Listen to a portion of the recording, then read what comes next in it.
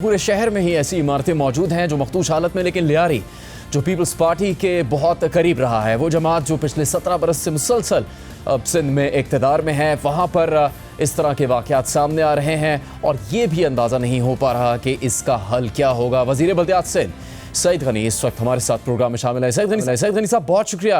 आपके वक्त का। सबसे पहले तो ये सवाल है कि ये कोई पहला वाक़या नहीं है, सिर्फ पुरानी तारीख में ना जाएं, पिछले 5 बरस में ही देखें तो कई वाक़यात हो चुके हैं। लियारी में ही कई इमारतें मखदूश होने के बाद गिर चुकी हैं और शहर के दीगर इलाकों में भी इस तरह के वाक़यात हो चुके हैं। ये सिर्फ गफलत या नाअहली है या फिर एक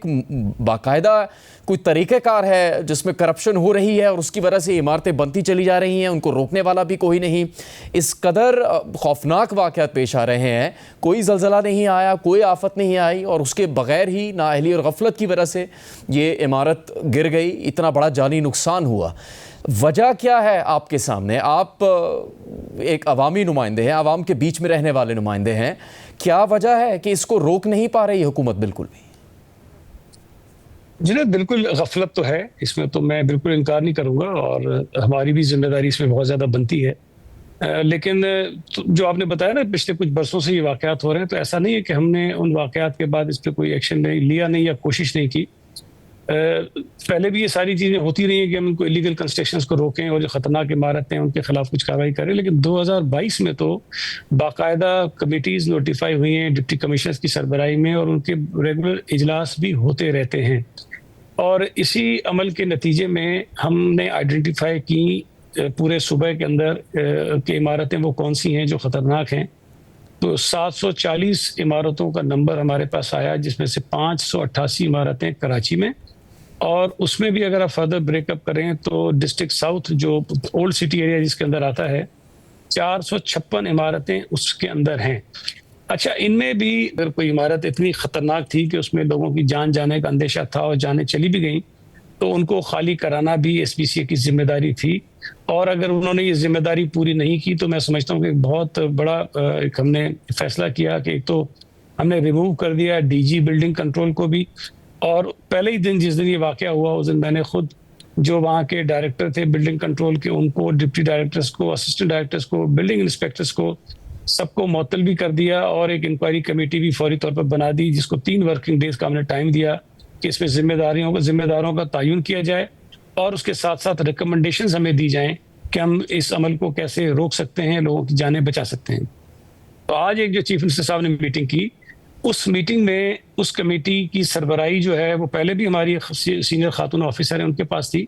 लेकिन कमिश्नर कराची को उस कमेटी का सरबराह बना के और 48 आवर्स उनको दिए गए हैं कि वो अपनी प्रोसीडिंग्स मुकम्मल करें। और इस वक्त भी जब मैं आपसे बात कर रहा हूँ वो कमेटी अपना काम कर रही है और इंशाल्लाह ताला 48 आवर्स के अंदर अंदर अपनी वो रिपोर्ट सबमिट कर देंगे और उसमें जिन लोगों के ऊपर वो क्रिमिनल नेग्लिजेंस का कोई एविडेंस ले आएंगे, साबित करेंगे, तो उनके खिलाफ हम जो पुलिस की कार्रवाई है वो भी कराएंगे, उनके खिलाफ एफआईआर भी दर्ज कराएंगे जो हमारे डिपार्टमेंट के अफसर हैं उनके खिलाफ। तो ये एक सख्त फैसले हमने किए हैं।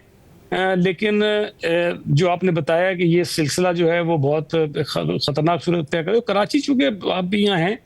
कराची एक बड़ा शहर है और यहाँ पर ये एक बड़ा ऐसा बिजनेस है जिसमें लोग बेपनाह पैसा कमाते हैं, खासतौर पर गैर कानूनी तामीरात का काम है।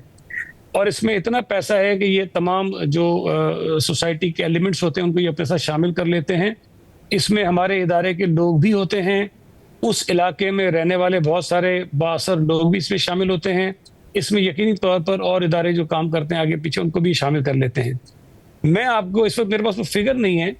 लेकिन मैं आपसे शेयर कर लूँगा। हमने अपने एसपीसीए के ऑफिसर्स पे एफआईआर करवाई हैं, उनको गिरफ्तार करवाया है। पहली मरतबा हमने कराची में जो तैनात अफसर हैं जो इन मामलात में इन्वॉल्व थे उनको आउट ऑफ सिटी भेजा है, कराची से बाहर उनके तबादले किए हैं ताकि वो बाहर भी जाकर ज़रा देखें कि नौकरी कैसे होती है, ताकि उनको ज़रा सा सज़ा के तौर पर हम ये काम उनके साथ कर सकें। हमने काम किए हैं, लेकिन मैं ये समझता हूँ कि शायद ये भी नाकाफ़ी हैं और यही सबब था कि पिछले कोई 6-8 महीने से हम बिल्डिंग कंट्रोल के कवानीन में तरामीम पर काम कर रहे हैं और वो तरामीम बहुत सख्त किस्म की हैं और जो स्टेक होल्डर्स हैं हम उसको ऑन बोर्ड लेकर, जो वो तमाम जमातें जो असम्बली के अंदर मौजूद हैं उनको एतमाद में ले रहे हैं। असेंबली में मैंने इसका तस्करा भी किया है, मोटी मोटी खदोखाल इसकी मैंने शेयर भी की, जिसको अक्सर जमातों ने सपोर्ट भी किया है। तो वो कवानीन भी अब हम कोशिश करेंगे कि जल्द से जल्द चंद हफ्तों के अंदर अंदर उसको तरमीम करें और हम नाफिज करें, ताकि जो लोग इन कामों में मुलविस हैं उनको इबरतनाक सजाएं भी दें और उनको फाइनेंशियली हम इतना नुकसान पहुंचाएं कि ये जो काम वो करते हैं वो फिजिबल उनके लिए ना रहे। सईद गनी साहब, आप तस्लीम भी कर रहे हैं कि एसबीसीए में भी ऐसे अनासर होंगे जो इस सारे अमल के ज़िम्मेदार हैं या वो करप्ट होंगे, और माजी में आपने कहा कि सजाएं दी गई। 2020 में ही लियारी में वाक़या पेश आया था और 22 अफराद जाम बहक हो गए। तो एक तो समझ आता है कि कोई गैर कानूनी काम हो रहा है, ज़मीन पर कब्ज़ा हो रहा है, इजाज़त नहीं ली, चूँकि उसमें टैक्स देना पड़ता है, वाजिबात अदा करने पड़ते हैं। ये जो तरीक़ाकार है कंस्ट्रक्शन का, इस पे तो जियो न्यूज़ की नशरियात में ही जो वाइस चांसलर हैं एनडी यूनिवर्सिटी के, उन्होंने कहा कि स्ट्रक्चरल इंजीनियरिंग का इस्तेमाल ही नहीं हो रहा इन इमारतों में, उसके बगैर ही इमारतें खड़ी की जा रही हैं। 40 गज 60 गज के प्लॉट पर 7 मंजिला इमारत खड़ी कर दी गई है जिसकी पलंथ ही नहीं है, वो कैसे संभलेगी वो इमारत? ये तो इंसानी समझ से ही बाहर है ये बात। तो ये तो ऐसे है कि जैसे बिल्कुल लोगों की ज़िंदगियां दांव पर लगाने का इरादा करके ये सब काम हो रहा है। तो इतना खौफनाक अमल है कि इसके ऊपर तो आपकी हुकूमत को इमरजेंसी लगानी चाहिए कराची शहर में। जुनैद, मैं आपसे गुजारिश करूंगा, देखिए 2-3 तरह के काम हैं जो इस शहर में हो रहे हैं। एक वो है जो परमिशन लेते हैं और अप्रूवल्स उनके पास होती हैं, लेट से ग्राउंड +2 की परमिशन उनको मिल सकती है किसी मखसूस इलाके में, मखसूस साइज ऑफ जो प्लॉट होता है उस पर। लेकिन वो जब कंस्ट्रक्शन करने जाते हैं तो ग्राउंड +2 के बजाय वो उस पर 4 मंजिलें बना देते हैं, 5 बना देते हैं। तो वो जो एक्स्ट्रा इलीगल कंस्ट्रक्शन करते हैं वो गैर कानूनी होती है और उस पर उनके खिलाफ कार्रवाई होनी चाहिए। लेकिन उस इमारत का एक अप्रूवल और एक रिकॉर्ड हमारे पास होता है, उस प्लॉट का नंबर हमारे पास होता है। लेकिन जिस इमारत का या जिस कंस्ट्रक्शन का आप तस्करा कर रहे हैं कि 40 गज पे 50 गज पे वो 6-6 7-7 मंजिला खड़ी कर देते हैं, तो वो बेशतर वो जो प्लॉट्स हैं या तामीरात हैं जिसकी अप्रूवल्स के लिए अप्लाई ही नहीं किया जाता, जो हमारे पास आते ही लोग नहीं है। तो हमारे पास रिकॉर्ड में वो होता ही नहीं है, वो ग्राउंड पे जाते हैं और तामीरात शुरू कर देते हैं। लेकिन मैं इससे भी अपने महकमे को बरीजुमा नहीं करार दूंगा, इसलिए कि हमारे जो एसपीसीए के इंस्पेक्टर्स होते हैं वो यूनियन काउंसिल की सतह पर होते हैं, यूनियन कमेटीज की सतह पर होते हैं। उनकी जिम्मेदारी होती है कि जो तामीरात हो रही हैं उसको जाकर वो चेक करें। उसमें ये जो एसपीसीए की जिम्मेदारी है कि वो इस किस्म की कंस्ट्रक्शन पर नजर रखे। हम उसमें टाउन म्यूनिसिपल कॉरपोरेशंस का भी रोल रखना चाहते हैं और जो डिस्ट्रिक्ट एडमिनिस्ट्रेशन है उसका भी रोल रखना चाहते हैं, ताकि एक के बजाय 3 मुख्तलिफ इदारे हों जो इस किस्म की तामीरात पर नजर रखें। और उसके साथ साथ हम ये भी कानून में इजाफा करना चाहते हैं, जो हमारी तजवीज़ है,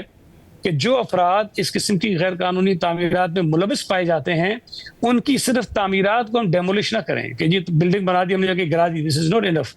हम उनके खिलाफ कोई क्रिमिनल प्रोसीडिंग शुरू करें, उनको जेल भेजें, उनको सजाएं दिलाएं कि वो जो ये चाहते हैं पैसे कमाने के लिए, हम उनको फाइनेंशियली उनको लॉस कराएं। दूसरा, हमने जो रियल एस्टेट के नुमाइंदे हैं उनके साथ हमारी कुछ मीटिंग्स हुई हैं, हम उनके साथ भी बात कर रहे हैं कि जो गैर कानूनी तौर पर तामीर होने वाली इमारतें होंगी, जिस बिल्डिंग की अप्रूवल्स एसपीसीए की नहीं होंगी, उस बिल्डिंग में कोई रियल एस्टेट का जो एजेंट्स होते हैं वो अपना बिजनेस नहीं करेंगे, ना वो खरीदो फरोख्त में अपना किरदार अदा करेंगे, ना बायर्स को लेकर आएंगे, ना सेलर्स को वो जो है वो किसी तरह की मदद करेंगे। इसके साथ साथ एक मेरी तजवीज़ है, मुझे नहीं पता इस पर मैं सबको मुत्तफिक कर सकूंगा कि नहीं कर सकूंगा,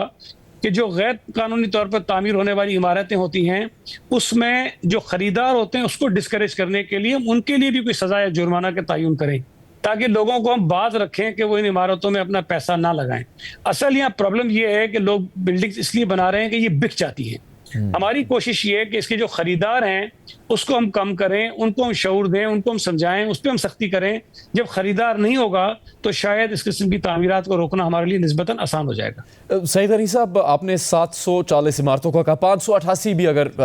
कराची में है और 107 गालिबन लियारी में है इमारतें। अगर 500 इमारतें ऐसी हैं जो मखदूश हालत में हैं या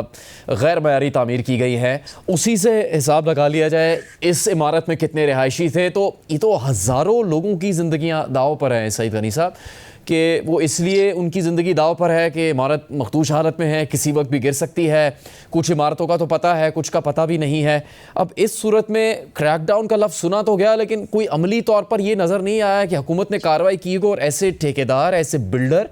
जो कि इस गैर कानूनी काम में शामिल हैं उनको गिरफ्तार किया गया हो, उनको हिरासत में लिया गया हो, उनसे पूछगिछ की गई हो, उनके ऊपर फौरी पाबंदी लगाई गई हो? अभी तक उस तरह का कोई इमरजेंसी इकदाम नज़र नहीं आए। नहीं, मैं आपसे एक और अर्ज करूं, देखिए जो बिल्डिंगें खतरनाक डिक्लेयर की गई थी ना, उसमें 16 इमारतों को हम पहले ही खाली करा चुके हैं पिछले कुछ महीनों में। वो लोग वहां से चले गए हैं और वो बिल्डिंगें खाली हो गई हैं। अब जो मजीद जो 588 या 740 का जो नंबर मैं आपको बता रहा हूँ पूरे सूबे का, तो उसमें आज की मीटिंग में हमने 2 हफ्ते का टाइम दिया है और उसमें 2 हफ्ते के अंदर अंदर इन इमारतों के एड्रेसेस हमारे पास हैं, ये इमारतें कितने मंजिला हैं वो हमारे पास हैं। हमने ये कहा है, अब जिस कमेटी को हमने काम सौंपा है, कि हमें वो ये बताएं कि इनमें कितने यूनिट्स हैं किस हर इमारत में, और कितनी फैमिलीज उनमें रहती हैं, कितने लोग किराएदार हैं, कितने लोग मालिक हैं, और कितने लोग वो जो पगड़ी का एक निज़ाम यहाँ चलता है पुराने कराची शहर में, कितने लोग पगड़ी के निज़ाम के तहत यहाँ किराएदार हैं। तो वो डेटा जब हमारे पास आ जाएगा सारा, तो हमारे लिए ये आसान होगा कि हम इनमें से कितने लोगों को किस अंदाज में कंपनसेट करेंगे, इसलिए कि ये एक बहुत बड़ा इशू है। जिस तरह लियारी में अभी एक 7 मंजिला इमारत हमने खाली कराई, तो वहां से निकलने वाले लोगों का एक सवाल बिल्कुल जायज था कि जब हमें आप यहाँ से निकाल रहे हैं तो हम जाएंगे कहाँ। तो हमें उनको कहीं ना कहीं कोई मुतबादिल रास्ता भी देना है, ताकि लोग जो वहां से निकलना नहीं चाहते इसलिए कि उनकी छत चली जाएगी, उनको एक उम्मीद आस हो, ताकि उनको पता हो कि हमें कहीं ना कहीं अकोमोडेट कर दिया जाएगा। लेकिन मैं आपके तवज्जुह से उन लोगों से गुजारिश करना चाहता हूं जो इस इमारतों में रहते हैं कि देखिए, ये बिल्डिंग जो गिरी है जिसमें 27 बेगुनाह लोगों की जानें गई हैं, यहाँ भी हमने कोशिश की थी कि यहाँ से लोगों को निकाल लें, और बार बार कोशिश की गई। अच्छा, लोग इसलिए नहीं निकले कि अपनी वो छत बचाना चाहते थे, लेकिन एंड ऑफ द डे हुआ क्या कि उनका घर भी टूट गया, उनकी जानें भी चली गई। तो मेरा ये ख्याल है कि शायद ये सौदा उनके लिए महंगा नहीं था कि अपना वो घर छोड़ देते और अपनी जान को बचा लेते। लेकिन बहरहाल उसमें तो हम कुछ नहीं कर सके, लेकिन कोशिश करेंगे कि बकिया जो इमारतें इस किस्म की हैं जो बहुत ज्यादा खस्ता हैं, उसमें से लोगों को फिलहाल हम किसी भी तौर पर निकाल लें। सही करी साहब, जो इमारत इस हालत में है कि उसको खाली करवाना की ज़रूरत है और हुकूमत खाली करवाती है, और उस इमारत के रिहायशियों के पास कोई मुतबादिल रिहाइश नहीं है, तो क्या तजवीज़ है उससे मुतालिक आपकी तरफ से या हुकूमत के पास कि उनको किस तरह से अकोमोडेट किया जाएगा? देखिए, ये जो अभी इमारत गिरी थी ना, उसमें भी हमने जो एडमिनिस्ट्रेशन ने जो रहने वाले लोग थे उनको ऑफर्स दी मुख्तलिफ। कुछ तो ये थी कि हम किसी स्कूल में किसी तरह के अरेंजमेंट में कर रहे हैं, लेकिन हमने एक ऑप्शन ये भी रखा था कि वहाँ पर जो होटल्स हैं आसपास में जो अवेलेबल है उनको खाली कराएं और वहाँ पे इनकी फैमिलीज को हम अकोमोडेट कर लें।